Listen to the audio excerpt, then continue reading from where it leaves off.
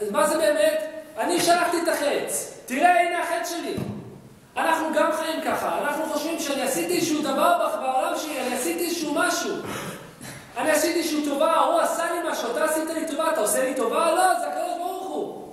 אתה עושה לי רעה, אתה חושב שאתה באמת עשית לי? כמה מריבות אנחנו באמת בן אדם יכול למנוע אם אנחנו ככה לחשוב. כמה טובות בן אדם יודע, כן, חייבים בן אדם שעשה טובה, אנחנו צריכים להודות לו 60 פעמים. אבל כמה אנחנו נודה לקדוש ברוך הוא, כשבן אדם עשה לו תודה, תודה הקדוש ברוך הוא שהוא עשה לי תודה.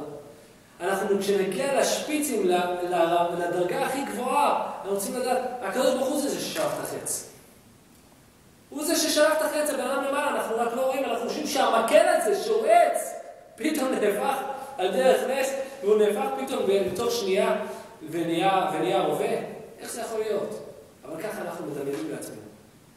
ובאמת, כל החיים שלנו זה מראה, זה לא באמת ילד שעובד שם, זה לא הם שלחו אותו למצרים.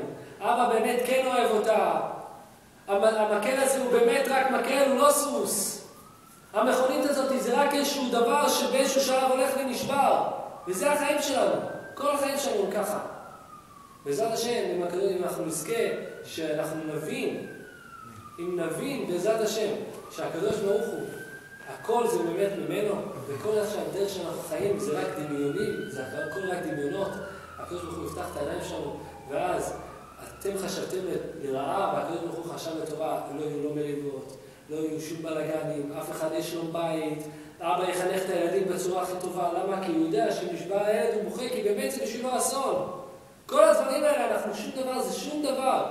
הכל כמו מים, כמו בן אדם בן 70, שאומר יותר עוזר, ואני חי את כל החיים שלי. וזה מה ששלמה המלך גם אמר, הבל הבעלים הכל הבל 7 פעמים, כדי שכל החיים שלנו אנחנו נזכור את זה. בעזרת השם, ואז אנחנו נוכל לקדש שם שמיים ולהגיד, ואהבת את השם אלוקיך בכל לבבך, ובכל נפשך ובכל מאודיך, שבוע טוב. ברוך, יישר כוח.